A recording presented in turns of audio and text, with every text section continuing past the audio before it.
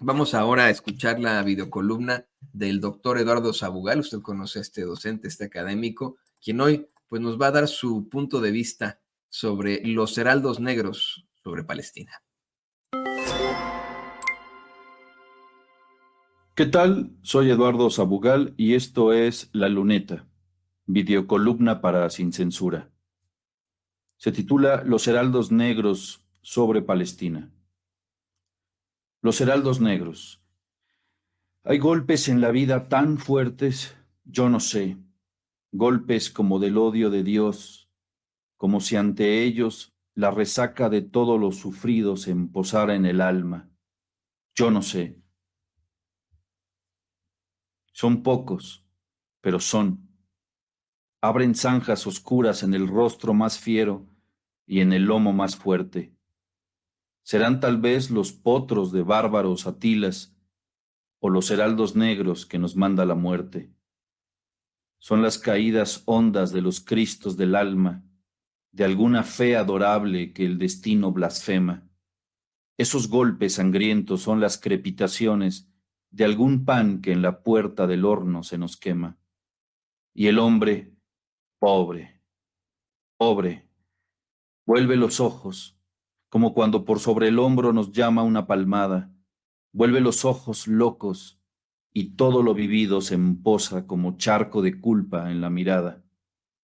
Hay golpes en la vida tan fuertes, yo no sé. Ese poema de César Vallejo, Los Heraldos Negros, intentaba decir lo indecible.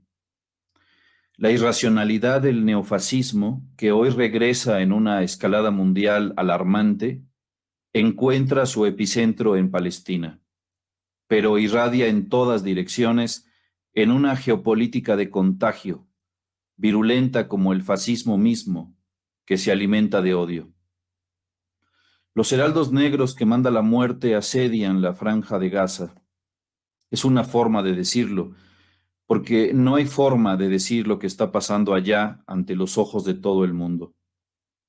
Más de una semana de una acción genocida, fríamente preparada, que no corresponde a una acción de legítima defensa como se arguye. No son eventos de una guerra entre bandos simétricos. Ni siquiera es una guerra. No me importa si estoy siendo víctima de la propaganda barata de Palestina, como le dijeron en el 2004 a José Saramago. Prefiero eso a ser víctima de la propaganda cara de Israel. Esa fue la respuesta de Saramago ante las cámaras que rodaban el documental Escritores en las Fronteras, de Amir Abdullah y José Reines.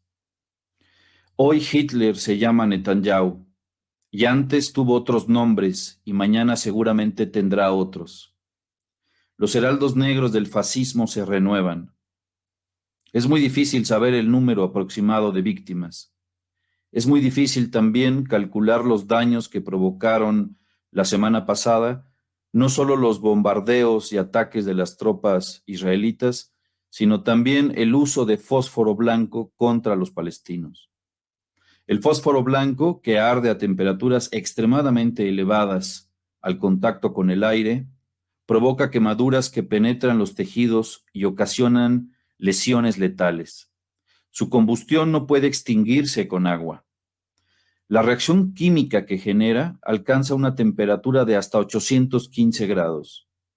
Amnistía Internacional y Human Rights Watch han advertido de los graves riesgos que supone esta arma química, cuyo uso está prohibido internacionalmente desde la Convención de Ginebra de 1997. Y sin embargo, se ha usado para incendiar viviendas y para provocar envenenamientos masivos.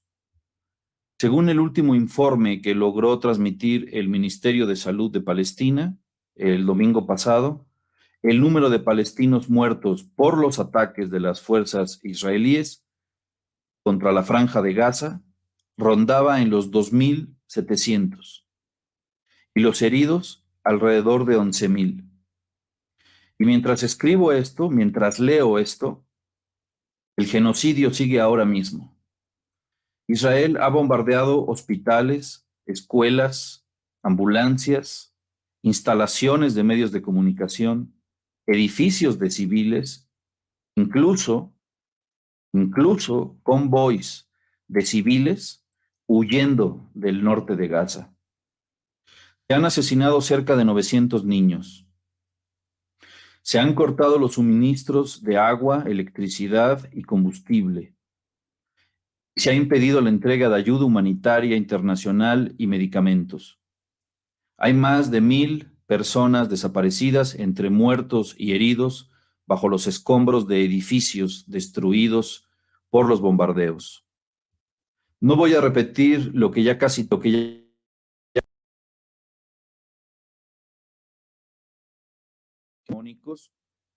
no voy a repetir o describir los horrores que están viviendo allá.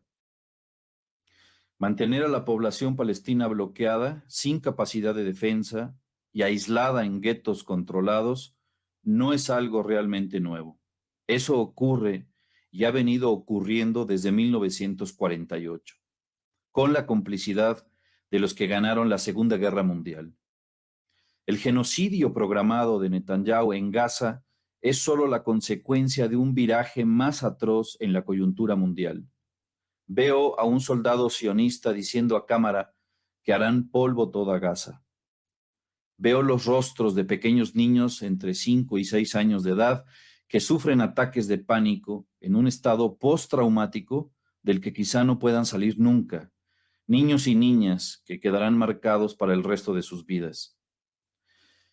Gustavo Petro, el presidente de Colombia, escribió hace unos días: la barbarie del consumo basado en la muerte de los demás nos lleva a un ascenso del fascismo sin precedente y, por tanto, a la muerte de la democracia y la libertad. Es la barbarie o el 1933 global. Y Petro le llama 1933 global porque fue justo el año en el que ascendió Hitler al poder. Lo que vemos en Palestina, y en esto coincido con el presidente colombiano, serán también, lamentablemente, los sufrimientos en el mundo de todos los pueblos del sur. Hoy es Palestina, pero mañana será otro pueblo.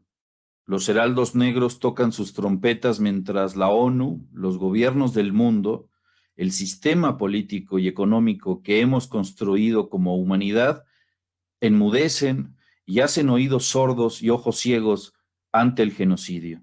Es el triunfo de la irracionalidad total, que no es otra cosa que el totalitarismo de lo irracional.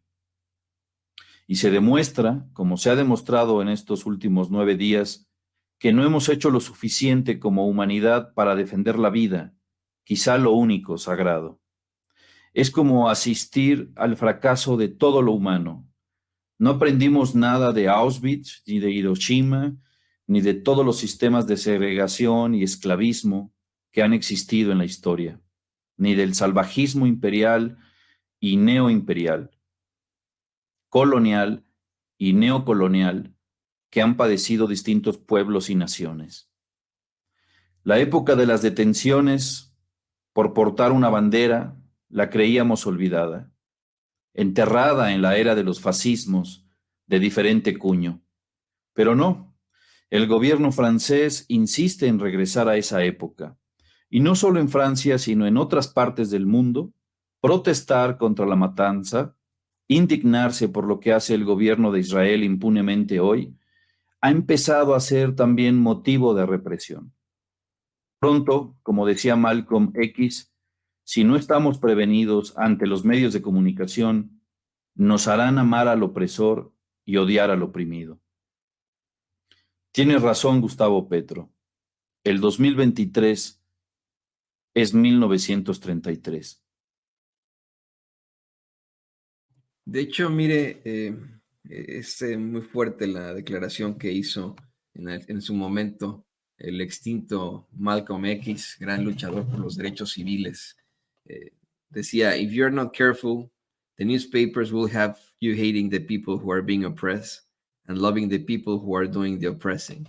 Si no tienes cuidado, los periódicos van a hacer que odies a la gente que está siendo oprimida y que ames a la gente que está oprimiendo, como dice el doctor Eduardo Sabugal.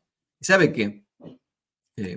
Por eso es que en este espacio, aquí en Sin Censura, nos incluso podemos, suena muy fuerte la palabra, pero vanagloriar de contar con personas como el doctor Eduardo Sabugal y muchos otros libres pensadores que efectivamente están haciendo un cambio absoluto en todas las cosas. Somos hombres y mujeres pequeños en lugares pequeños, buscando cambiar el mundo, buscando cambiar el mundo. Y creo que el doctor tiene mucha razón en que no hemos hecho lo suficiente como humanidad para denunciar esta barbarie, para luchar por la vida, en definitiva. Totalmente de acuerdo, suscribiendo con el doctor, solidarizándonos con el doctor Eduardo Sabugal ante este genocidio que se vive, sí, a miles de kilómetros de aquí, pero que nos afecta a todos. Por cierto, don David le va a poner en pantalla algo del último que comentaba el doctor en su videocolumna, cómo es que efectivamente el gobierno francés ha prohibido todas las protestas para, pues vamos, apoyar los derechos de los palestinos. Miren lo que son las cosas. La cuna supuestamente de la generación, porque pues, los derechos humanos siempre han existido, ¿no? Pero la cuna de la ilustración, de la generación esa pues generación de derechos humanos escritos, por decirlo así, está en estos momentos prohibiendo manifestaciones a favor de los derechos de la gente palestina. Según Amnistía Internacional, como le comentamos ahí, esto constituye un serio y desproporcionado ataque a póngalo, al derecho para demostrar, para protestar, de acuerdo a la ley internacional, reporta Amnistía Internacional, una prohibición sobre las protestas debe ser considerada el último recurso. Pues yo creo que no debe ser un recurso nunca, nunca. ¿Dónde está la libertad de expresión? ¿Dónde está la libertad de expresión? Pero bueno, vamos a la información que